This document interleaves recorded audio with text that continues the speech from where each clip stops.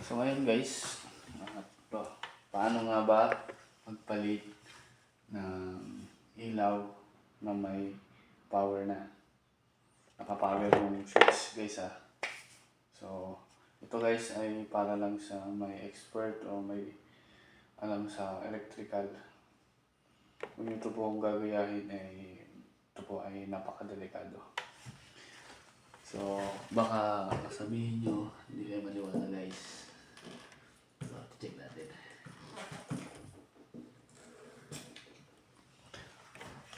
Check natin guys. May power talaga. Oh, yan guys.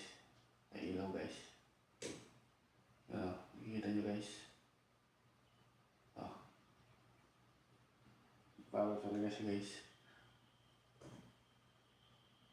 Ito naman yung ground niya guys. Oh. Hawak-hawakan lang natin. Kahit hawak-hawakan mo to guys. Hindi ka makakuryente guys. Huwag lang yun Kahit hawakan mo to guys. Pag single lang hawakan mo. Ano guys. Hindi natin ikakat yung video guys. Para makita nyo guys. Yan. Tuloy natin. Saka natin galakan guys. Yan. Yan guys Yan guys. Yan. Okay, malagay natin to guys. Itong kulay blue. Neutral line niya guys. Yan guys. Oh, tignan nyo guys May power to guys. Baka di kayo maniwala guys. May power to.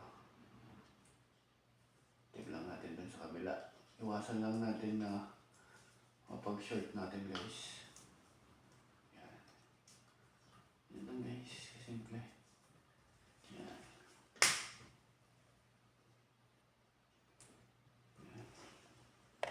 Ito naman guys. O yung live niya guys to. Tawag nyo lang live guys. Yan. Tignan natin guys. Saka natin balitaan.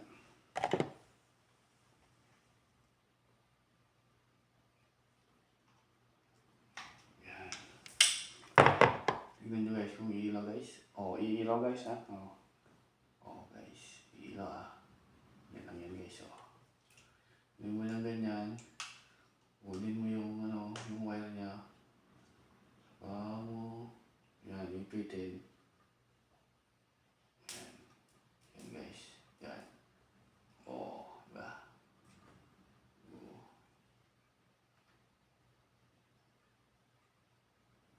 Basa kasi yung paa ko guys. Kaya kong hawakan to guys. So, basa yung paa ko guys. So, hindi ko inahawakan tong live. Pero, kaya kong hawakan guys. Simple. Ganyan lang po guys pag pag lalagay ng ilaw o pagpapalit ng ilaw. Ayan.